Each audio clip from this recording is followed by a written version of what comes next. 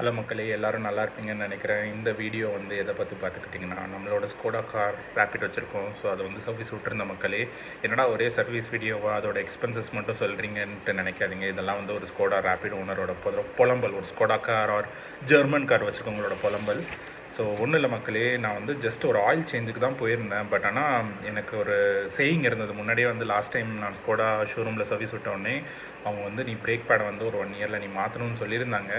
நான் அதை கண்டுக்காமல் ஓட்டினேன். அதனால் என்னாச்சுன்னா, பிரேக் பேட் லைட்டாக பெண்ட் ஆகிடுச்சு மக்களே. ஸ்ட்ரைட்டாக இருக்க வேண்டிய பிரேக் பேட் லைட்டாக இப்படி உள் பக்கமாக பெண்ட் ஆகிருந்தது லெஃப்ட் சைடில்.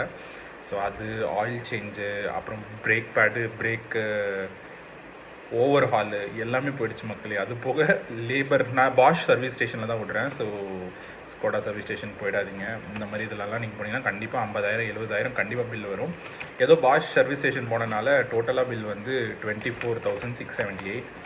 ஸோ என்னென்ன மாற்றிருக்கோன்னா, சிந்தட்டிக் ஆயில் 5,400 மக்களே, oil filter 1,245, air filter 1,456, AC filter 893, screen wash 130, brake pad 3,800, brake disc 5,950, வைப்பரோட மோட்டர் வேலை செய்யாமல் இருந்தது மக்களே.